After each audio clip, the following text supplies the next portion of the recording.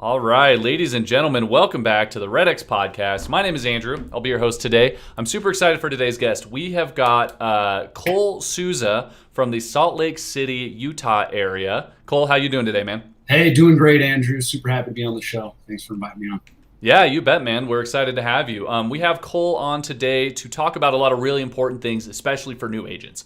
We're going to talk about, a lot of the stuff that's hot right now, like low inventory, how to find people who need to sell versus people who want to sell. But what we're really going to dig into today is how you can instill absolute certainty in yourself and in your brand and in your processes and your product, how you can really build confidence as a real estate agent, especially a newer real estate agent. Cole's going to take us to school on a lot of that. Before we get really digging into the conversation, I want to remind everyone, whether you're joining us on Facebook, YouTube, wherever you're at, chime in, let us know where you're coming from. If you have any questions or comments for Cole, put them in the chat. We'll pass them along, and we want to keep this as interactive as possible. So chime in, and we'll get things rolling.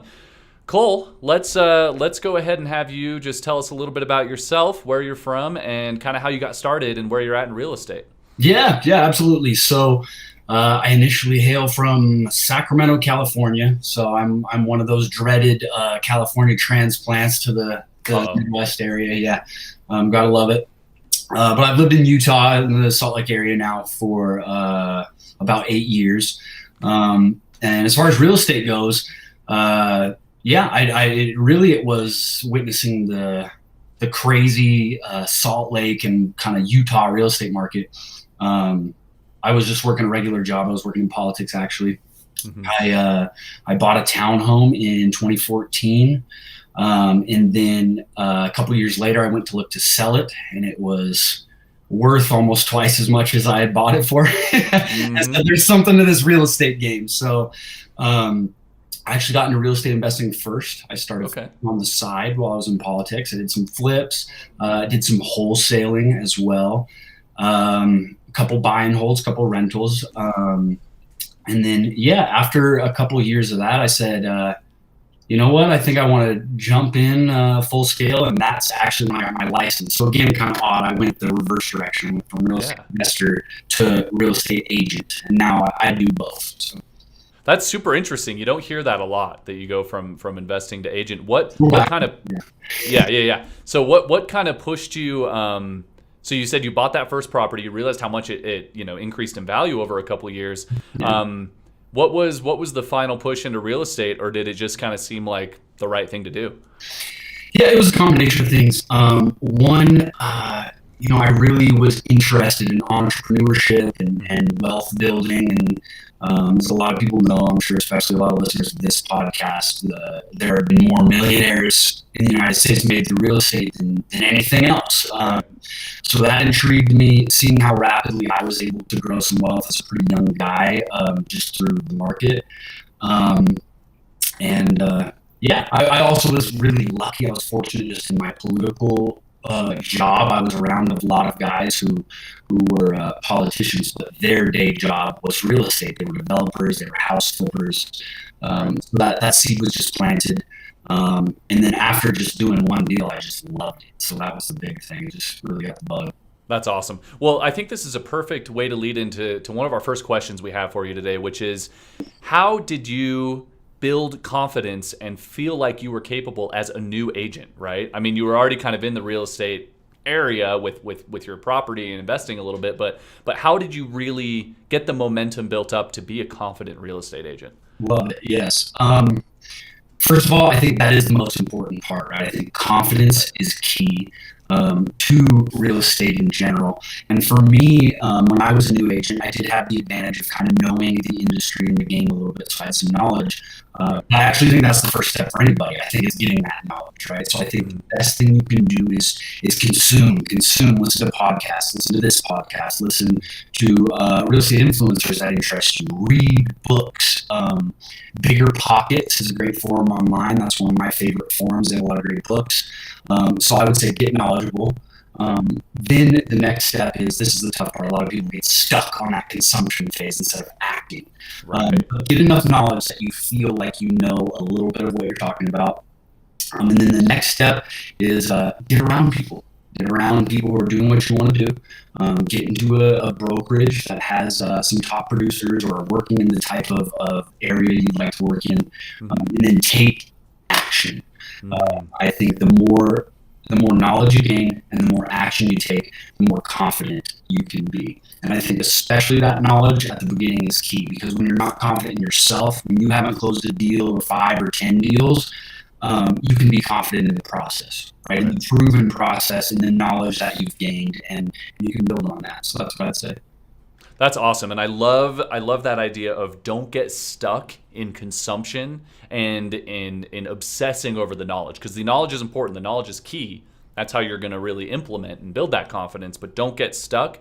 Take action. So what were some of the first actions that you took? Obviously, you did some real estate research, you became familiar, but what was kind of your first step into taking action and some of your first, big moves? Yeah, and I think getting in the room with top producers, figuring out what top producers do, looking at someone who's where you want to be, and doing that. It's not reinventing the wheel. Success leaves clues. I'm not sure if that was correctly last time, but it's a phrase everyone's heard. Yeah. It's true. And so that's the first thing I did. I just said, okay, I know what I know, but I don't know what I don't know.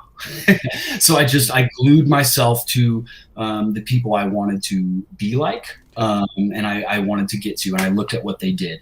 And then I started doing it immediately. Before I was confident in my ability to necessarily do it, I was confident in the fact that they had done it and it had worked. And so I bought into that, and then I did it. I used their scripts. I used their tactics. I started taking imperfect action, and a couple things happened. One, I was not very good at first. It was really rough. You know what I mean? There was a lot of reps that were not super successful. But 2 things happened. So I got better. My skills got better. I was more articulate. I was able to get my value proposition across to prospects. I was able to sound more confident on the phone. So I got better. But 2, I had just built up a ton of people I had talked to already. Instead of starting from, ground one when I felt confident to move forward, I had a lot of people to follow up with. I had appointments set already. I had things going on, and I had an understanding of how a transaction works, which built even more on top of that confidence. So yeah, that's fantastic. And where did you go to find, I think maybe you mentioned this, but where did you go to find those people who you could kind of emulate and replicate their practices? Was it people in your brokerage? Did you have a coach? What did that look like? Great question. Yes. So all of the above. Nice. I do firmly believe in coaching. I think it's great. I think, this isn't very different from being an athlete, right? A lot of it is mindset. A lot of it is performance focus. And the top athletes usually don't even have one coach. They have many to work on their different skills. So I think a coach is really crucial. And that is something that I have had from the beginning, and that I have invested in and viewed it as an investment in myself. And then I sought out online. The cool thing about 2021, right, is it's all there. It's all out there. I went on YouTube, I did Google searches. There are a few very prominent, real estate influencers and coaches out there. Many of them use REDX and are cold callers.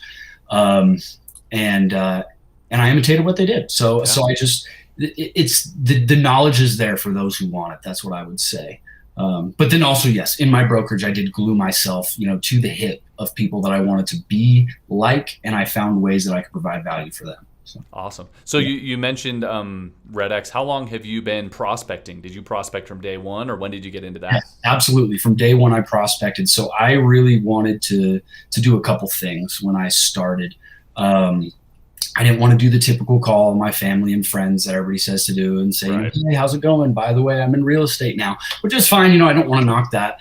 But that's not what I wanted to do. I wanted to prove to myself that I could, deliver value to complete strangers, get a deal done. And so, yeah, from day one, I was prospecting. That was the first thing I did. Again, it was tough. I got a lot of people saying, get a real job. Get a real job. But man, let me tell you, when the very first deal I did was a complete stranger from a cold call, the confidence, I don't say that to like boost I think anyone can do that. Yeah. But since that was my first deal, instead of kind of a give me from a family or friend, the confidence boost that gave me, the momentum it gave me going forward. And furthermore, the legitimacy that gave me with my family and friends. I started having people reach out to me instead of having to necessarily reach out to them. So yeah. Right. That's fantastic. And in that, before you landed that first deal through cold calling, what did you do every day to kind of get the confidence and get the motivation to cold call? Because a lot of people say the hardest step is getting on the phone, right? The hardest step is making that first call and then getting rejected, hearing objections all day, and then doing it again. How did you kind of push yourself to keep going? That is a great question, because I'm not a superhuman, and I think sometimes when people talk about these things, it's really easy to just be like, "Yeah, man, you just get on the phone, you cold call, you grind, you hit the doors," and like it's true. That is how you are successful, but it is hard. It's tiring. So for me, I think that has a lot to do with that certainty, that confidence, the routines and the processes that I set in place for myself. I don't just sit down and pick up the phone and start calling. I study my scripts. I watch some cold calling on YouTube. I do that less now than I did when I first started, but I still will watch a short video and give myself some refreshers, or maybe look up some ideas on how people have approached certain objections. I also have, mantras, as corny again as that is, as hokey as people view that. I have mantras that I say myself that help with my self-belief and my certainty. And I do that before I cold call as well. I kind of go through those and I say those to myself. And I get into a mindset where I'm certain in what I'm doing. Before I get on those phones, I am certain about a few things. I am certain that I want to help the people I'm going to talk to. Absolutely. I'm not bugging them. I am calling them to help them. 2, I'm certain that I'm the guy to do that. I'm the man for that job. I am the one who they need to work with.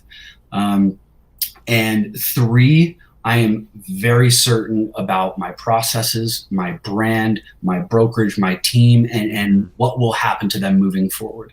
And so I make sure I have that mindset before I ever get on the phone. I'm not uncertain. I'm not any of these things. And it's still hard. It's still really, really hard.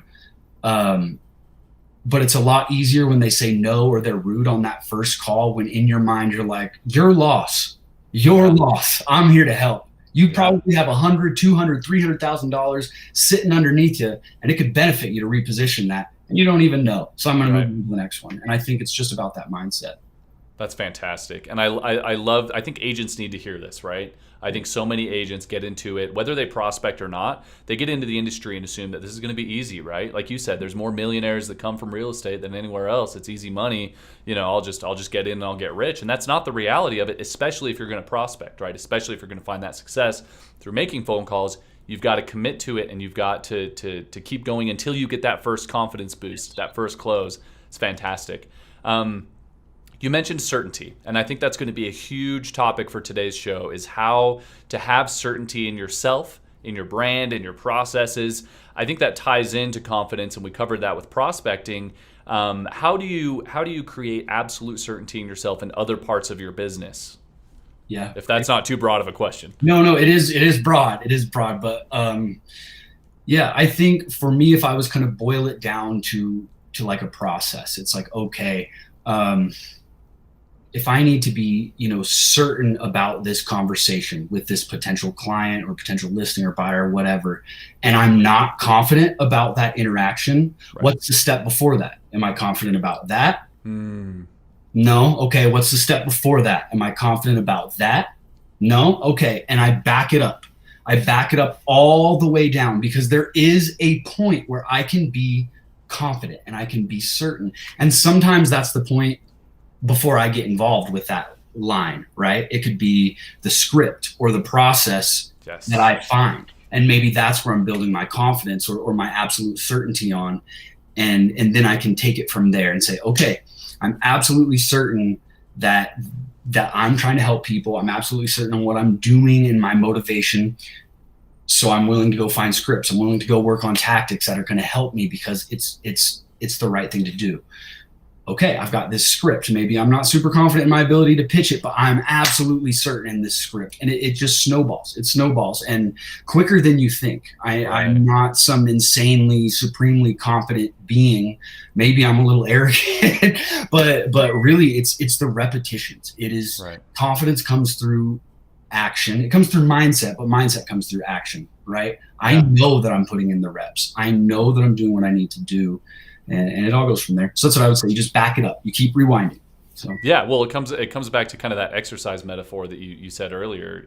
You mentioned at the beginning is like, yeah, it all comes down to reps. You want to get good at something. You want to exercise muscles and build strong muscles, a strong foundation, whether it's your body, your arms, your legs, or your business, your real estate, your script practice. And I love how you took it there and said, okay, I'm not confident here.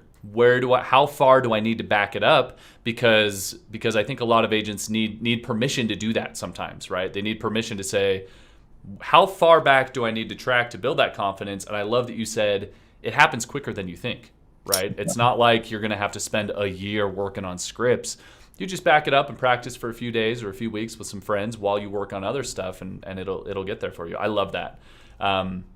Building that strong foundation, right? Because without the foundation, the rest of the building's going to crumble. 100%. And find out what that foundation is. Yeah. I love it. So we already kind of covered this, but let's go back and cover maybe one more time. What can new agents do? Agents who have stripped back those layers and they realize they don't have confidence anywhere in anything. Brand new agent. What can they do to kind of build up some of that confidence? I mean, what would you say like a good first month or two daily routine should look like for a new agent? Great question. Love it. So first month routine, knowledge, learn, dive into the game, listen to people cold calling. If whatever brokerage you join has any coaching or training programs, get involved. Spend the first part of your day before you get into your prospecting, which really should be the first meaty part of your day. Get into the mindset, spend some time doing some studying. Don't shortcut yourself on that would be the first thing I would say. And don't be embarrassed by it or embarrassed to ask questions. I think a lot of times that's what stops people. They don't want to ask questions because they don't want to look stupid. I have no fear of looking like a dummy. I will ask anybody anything if I think it'll help me move the ball downfield. So I would say that.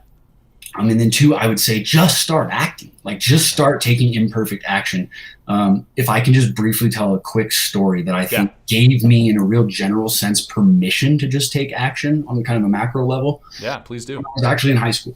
So I was a sophomore in high school, and that's how impactful this was. We're talking, 15 years ago, still like, wow. My English teacher he was a coach. He was the track and field coach, right? So go figure, that would be the guy in this story. But it's the first day, sophomore English class. We're all sitting there. Nothing has happened yet. He hasn't taken attendance. And he stands up in front of the class and he holds up a $20 bill. And he just looks at everybody. And all he says is, "The universe rewards action." And then he stood there. And for about 30 seconds, we all sat there very confused. We were very confused 15-year-olds. And then a kid from the third row stood up, walked to the front of the class, and took the $20 bill and went and sat back down. And the coach said, "He gets it." Nice. He gets it. In the face of uncertainty, take action. That's all you have to do. And so to me, that's what I would say. Everything works when you're a new agent. I would hesitate to give you the first month schedule other than consistency. Do whatever you want consistent. Call people consistent. Knock on doors consistently. Do open houses consistently. But just do it consistently, and it will work. Well, I'm glad that you brought it back to my really broad question of like, what should a new agent do? Just be consistent. That's it. Yes. And whatever that means for you. I think the beautiful thing about real estate is you're not going to convince anybody to buy or sell a $500,000 transaction. Not really. Like maybe you'll slightly speed it up or slightly slow it down or whatever. You're not going to really make them on a huge macro level make that decision. They're going to do it when they're ready. And so I think just making sure that you're ready I kind of lost my train of thought there on that one, but just making sure that you're ready and you're taking that action and chopping down the tree, sharpen your axe, but also go chop at the tree. Eventually it's going to come down. So yeah. Fail forward, right? Exactly. Yes. I love it. Yeah. I love it. Well, hey, I think we've laid a good foundation here, and thank you for that. That is, I think so many new agents need to hear exactly this, that all it takes, even if you have no confidence, repetition, consistency is vital. So let's move into maybe a little bit more of where you're at today, right? And where kind of how the market is treating you today. We're in one of the craziest markets we've seen in decades, right? I mean, we had the big fall of 08. And then with the pandemic, we saw crazy low interest rates, crazy inventory, especially here in Utah. And I'm glad that we're interviewing you today because we're here in Utah as well. So I've seen a lot of the market that you're dealing with right now. It's crazy.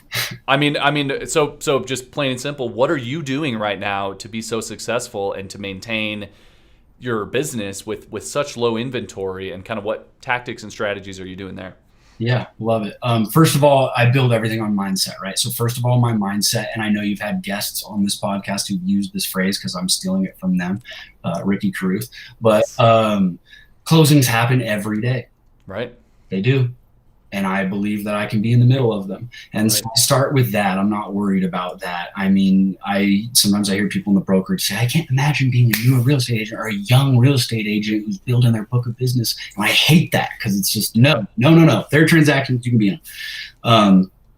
I think the biggest thing that we're doing right now is we're having to be more proactive. Right. So some marketing sources like direct mail that we've used are not as robust at the moment. People aren't necessarily coming to us. But just about everybody, if you call them and you're polite and respectful, and in the first few seconds you can establish some legitimacy, just about everyone, if they have the time, is willing to have the conversation of, hey, listen, you probably have $100,000, $200,000, $300,000 of equity you're sitting on. Mm-hmm. This is what I do every day. I'd love to have a conversation with you about maybe repositioning that or cashing out or doing something a little more advantageous with it. It's nice. A good time. There are very few people that are not going to be somewhat intrigued by that. Of course, you're going to catch people at the wrong time. You're going to annoy people. There's emotions going on. But if you throw darts at the dartboard and you're truly, genuinely trying to help people with that, you'll find people. I have found people don't consistently prospect in markets like this. They get discouraged. They get knocked down. They get cussed out on the phone, and they don't want to make another call. And it is really, really, really tough. But what I've found is that prospecting and proactive tactics work just as well today as any other day. So what lead types or what prospecting strategies are you implementing? Are you calling any expireds for sell-by owners, or are you just doing circle prospecting? Circle prospecting. Nice. Pure circle prospecting. We're just starting to build out a team now, and that's what we're having our agents on the team do as well. But nice. I've built everything on just pure circle prospecting. I have never really messed with expireds. I've never really messed with FSBOs. And for a couple reasons. One, I'm not knocking anybody who does. They're a great lead source. They generally need the help if they're reaching that point. But one, expireds aren't really a big thing here in Utah right now because the market is so hot. It's just it hasn't been worth it for me in general. Small amount of leads, lots of realtors hitting them up. Yep. And FSBOs similarly, I've just felt if I call a for sale by owner and they don't want to talk to me. They don't want to talk to me, and any tactics I use to get them to talk to me, it's just not the way I want to go about it. And I think they're a great lead source again. But for me, I like circle prospecting because I like calling neighborhoods that I do business in, I work in, I know really, really well, and saying either, hey, I have a buyer who really, really wants to get in here. We'd love to make an offer, make this easy for you. Or if I don't have a buyer, kind of what I mentioned before, it's a great time to be in the market selling right now. I've got some great tactics to help you buy on that end because I know it's scary. But have you thought about this $250,000 of equity you have and what you're doing to 10x this? And it works. And so nice. Cold calling, and we do some door knocking as well. So just because I like being outside, I'm ADHD, I like getting out. But yeah. So Cool, man. Well, so is any of that circle prospecting based around any just listed or just sold properties, or is it Yep. primarily like, is it like purely cold? No, so we when usually it's around listings, right? It's around something that we just listed or we've just sold, Right. and it's our opportunity to get. That's how we legitimize ourselves. You know what I mean? We use that as Yeah. the subtle flex. Hey, I just sold a property for $35,000 above list price around the corner from you. Is there anything I can do to help you out? If you thought about doing anything, and so Right. it opens the door for the conversation. I think when you have that. But when I first started, I mean, I was cold calling, circle prospecting, and I didn't have anything like that.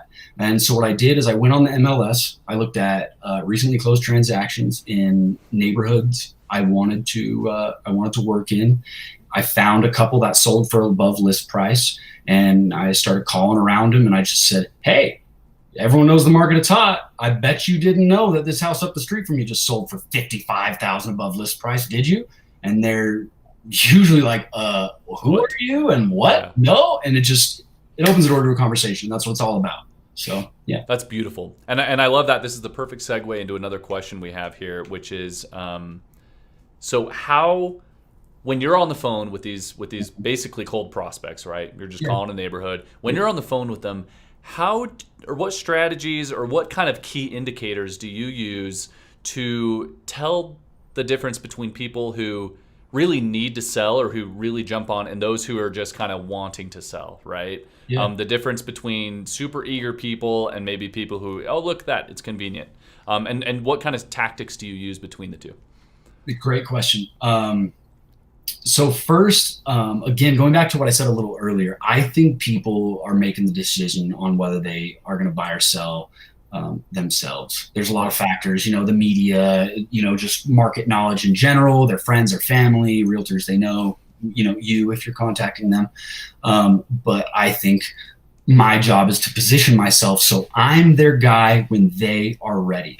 So for me, I feel like I don't really push people if they're in that want phase. If they want and they have me over, then I will proceed. But for me, I'm looking for two things. I'm looking for volume as far as who I'm contacting, and then I'm splitting them between people I'm going to do a transaction with down the road because they're not ready yet. Maybe they're just kicking the tires. Maybe they want to, and that goes into one process. And then people who are like, yeah, we're seriously looking at this. Right. That one, the people who are seriously looking at, I'm trying to set an appointment. Right. That's the goal of that phone call. I am legitimizing myself with market facts, with information on the phone, with not being pushy, just having a conversation with them and very openly giving them information that they might want, and then just kind of softly offering to give them more and walk through their home with them. So that's kind of what I do with them. So it sounds like you're kind of building your database and having kind of a long-term follow-up plan. Is that right? With both, with depending. Yes. So if they want to sell, I am gonna push the issue in getting to their house. Right. I'm gonna say, I'd love to give you an idea of what this will sell for today. I'd love to come walk the property with you. I'd love to talk to you a little bit more about what our marketing plan looks like, because it's a lot more dynamic than a lot of realtors will give you. So I kind of have that push with people who are ready. People that aren't ready, that's exactly it. So we do a few things. We still send them a CMA via email. So I make sure to send that. I write them a handwritten postcard immediately after we get off the phone that has our branding and the Souza Group team on it, and I send that to them. It's just very low key. It's like, hey, I kind of thought of this in relation to our conversation. That goes out a couple days later. The goal is always to get their email on the phone call to keep in touch with them. Yep. And then they go into my weekly newsletter. So I do send out a weekly newsletter as well. And then we do have a follow-up process in our CRM that, just depending on how interested they were and how the conversation goes, it has tasks set for me to follow up down the road, whether that's 3, 6, or 12 months. So that's awesome. It sounds like a really kind of well-organized, well-built system that, regardless, you can take advantage of that now business always, right? But then look forward to that later business from these calls you're making. And I think circle prospecting is perfect for that. I think it's perfect for educating people, like you said, finding out who's ready now, who needs to sell right now, and then who might want to sell down the road. That's perfect. So we've got a couple questions from the audience creeping in here. Let's get one going from Michael. He asks, What kind of scripts are you using? Do you use your own, or do you follow Ricky's scripts? Yeah, great question. So initially I used Ricky's script word for word. Okay. That is what I used, and that's what I used to have that confidence, right? So when I first started and wasn't sure, I used Ricky's script. I did exactly what Ricky said. I was a little Ricky Carruth fanboy. That's what I did. And it worked for me. Like, I'm not knocking that when I say I was a Ricky Carruth fanboy. It absolutely did work. I think what Ricky does is perfect for Ricky. I don't think it's necessarily perfect for everybody. So once I was able to get some business going and build some confidence on that, I made some shifts of my own. The script I use isn't exactly like his now. It's built on the very, very similar principles as you can tell. But yeah, I think the important thing is, right, you don't have to reinvent the wheel with any of this. There's processes to everything. But the beautiful part about real estate is people work with you for you being you. That's the cool thing about our industry versus any other industry. Like, if you're a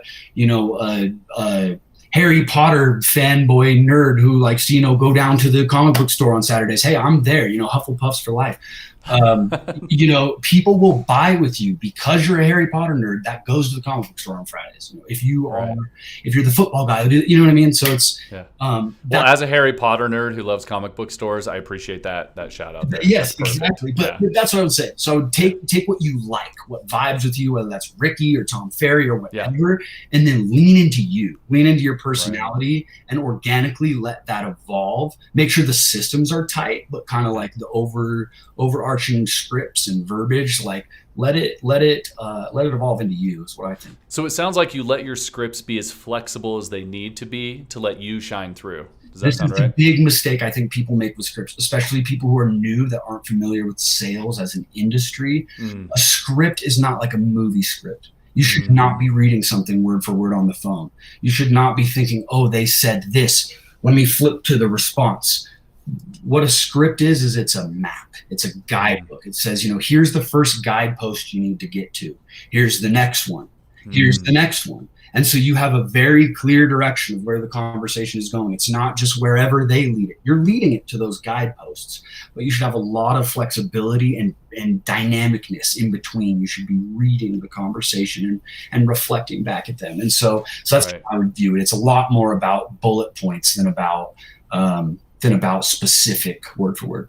I love that approach because I've done a few trainings myself where people really get stuck and bogged down in the verbatim aspect of a script, treating it, like you said, like a movie script, where, if I'm going to take it back to what you said at the beginning of the podcast, don't get stuck in consumption, right? Don't get stuck in the education. Don't get stuck in your script so hard that you sound like a robot on the phone. Exactly. Right? Make it yourself. I love that. Guideposts. That's perfect. Yeah.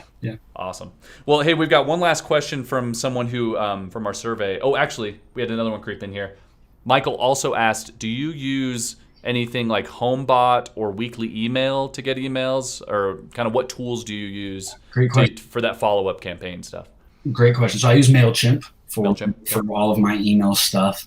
As far as how I get my emails, I'm not sure if that's exactly what you were asking, but as far as how I collect emails, 100% organically. So I don't put any emails on my list that I purchase or get from websites.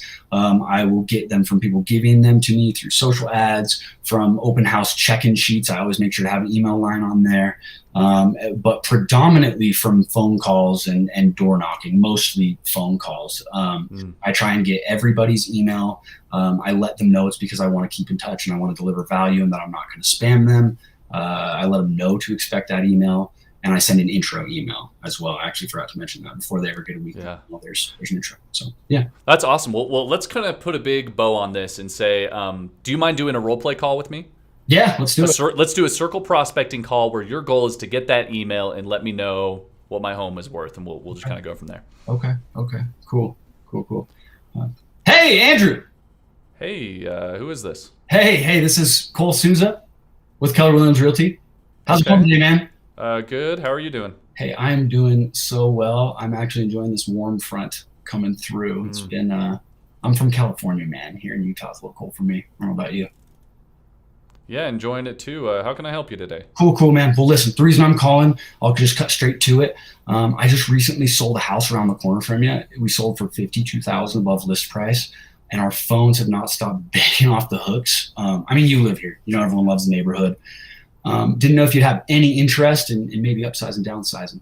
You said 50,000. They sold for 50,000 over. 52,000 above list price. So the home was really similar to yours. Comps were actually about 385,000.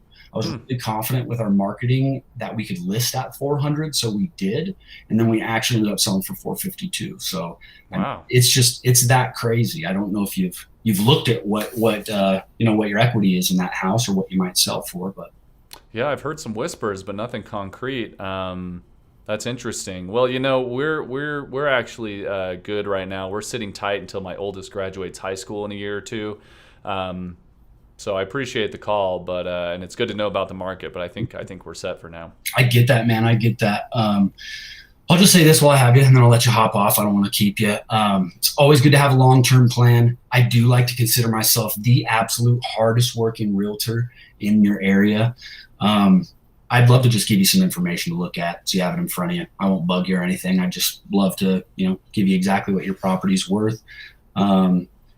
I could give you a round number, but I could give you a very specific number if I came and walked it for 5 minutes. I mean, would you mind if I maybe stop by?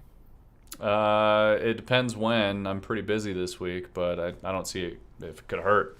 Especially if you're selling houses for 52 over. It's crazy. Cool. Love it. So at this point, like I would either push and try and set the appointment. If I felt like he was really cold, I would just back up and I'd be like, man, listen, in a neighborhood like this, I can get it pretty much down to the 1,000, what I think it'll sell for, unless something is super kooky about your place. So I still would love to walk it before I guarantee a number like this, but I'll still send you what I think. If you need anything else, I'm your guy. And then I'd hop off. I'd get their email. I'd hop off. I would send that CMA, and then I would write that handwritten postcard, and I would have that in the mail about 2 days later. And then the postcard would not really be super specific about that. I would send something like, hey, was just thinking about, your situation. And if you do think about, well, I guess you weren't thinking about buying. I would say something relevant. You know what I mean?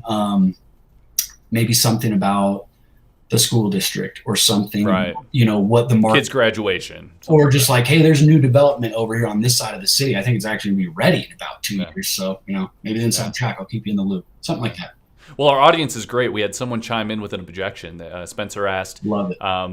What about what we'll just jump back into the role play. I'm actually pretty worried about getting into a new house. I know how much my house is worth. I know the houses are going for crazy over asking, but if I move, I don't know where I'm going to end up. I don't know if I'm going to be able to find a new house. Yes. Anybody that tells you it's a cakewalk right now would be lying to you, first of all. So you're right. I'm glad you have a realistic idea of the market, because a lot of buyers don't. So I'm glad that you understand how this whole chessboard looks. This is what I would say. We work with buyers all the time, and we get them into houses. I'm confident that we can get you into a house if that's the move that you want to make. We do have some strategies for that. There's something called leaseback. When you're selling, you're the king of the castle, so you can demand whatever you want. My advice, without getting too deep into it, because I don't want to yak you off on the phone, my advice would be demand everything while you're selling. Demand everything. Demand a free leaseback. Give yourself a few months to stay there and look for a place, and then find yourself a bulldog who's going to go out there and get you exactly what you need. They'll knock doors for you if it's not on the market, whatever. Listen, man, I'd love to do it for you if you want me to. If not, that's fine too. It's up to you. So that's nice. I'm very confident in my value proposition, and so I'm very aggressive with that. I'm very not aggressive with pushing people to make decisions. Right. I'm confident that I am the right choice, and people will see that and work with me. I get the sense that you're kind of giving them the power, right? Educating them, giving them the power, and then being the confident, positioning yourself as the confident agent that they should remember and go with in the long run. Right? Yeah, I think also this is the last thing I'll say, because I know we're kind of running up on it. But I think you're right, but I think there's a switch that's flipped, and that's why I want to make this one point. I think when you're getting to that point, that's exactly what I do. I'm your guy. There's a storm coming through. The Rose Park has the trees falling down on everybody's houses. I'm your guy who's going to go run over there and bring the patio furniture in if you're on vacation. Whether we've done a deal or not, I'm going to go do that for you. So that is me. That is me giving them all the information, putting it out there. When they're my client, the switch flips. I am now the tour guide. I am now the leader of the pack. I am now the one who's shepherding this along. And I guess the thing I would say is, if you're on a tour in a city that you're not familiar with, does the tour guide ask you where you want to go next, or does he tell you where you're going next? Right. And so that is when that switch flips, and that's what they want. This is what we're going to do. We're going to make this happen for you. Here's what the outcome's going to be. So I love that. I love the idea of letting that power dynamic be a little bit more flexible than I think a lot of agents want to let it be. That's fantastic. Well, Cole, like you said, we're running up on our time here. Any last thoughts, any final thoughts on confidence and certainty and what people can do in this market for our audience today? Yeah, absolutely. I do think everything is mindset. I think everything comes down to that. I am someone who you may think it's ridiculous, but I think anybody can do just about anything if they are convinced they can do it. And so if I can do that for someone who's listening, I guess like anyone can be successful in this market. I'm not very smart. I'm not anything. I don't have any dynamic skill set. I'm a high school dropout. I don't have a college degree. It doesn't take any innate special thing. What it takes is confidence in yourself and who you are, whatever that is, confidence in the processes that you're building your business on, and action. Just take action, whatever. I love it. That's perfect. Thank you so much, Cole. I think you've left a lot of value and a lot of great education with our audience here today. Hang out with me for a couple of minutes afterwards. We'll chat. But for our audience, thank you everyone for joining us. Thanks for being here. We do this every week, every Thursday at 1:30 Mountain Time. That's 3:30 Eastern. So can I plug for my Instagram? Yeah, please do. I love it. I've been putting out a lot of information lately on my Instagram as far as tips and tricks that I think are helpful for realtors and particularly new realtors and some of the things I've done. So if anybody's interested in that, my Instagram is Cole E. Souza, Souza. I love it. If you want to follow me, DM me, whatever. I like to connect with people. Perfect. And we've also got your website up on screen. Let's see, what do we got? It's SouzaGroup801.com. That's more for people looking to buy or sell. It's looking to buy or sell. I was going to ask, does that lead to your Instagram or is that just the company? No, that's just the company. So that'll be for people who are looking to buy or sell. Probably won't interest anyone seeing this, but I'd love it if anybody hit me up on Instagram. I'd love that. Love to connect. Okay, Cole E. Souza on Instagram. Everyone go check it out. He's dropping tons of tips and tricks and hacks for you. So until next week, thanks everyone for being here, and we'll see you later. Thanks, Cole. Thanks, guys.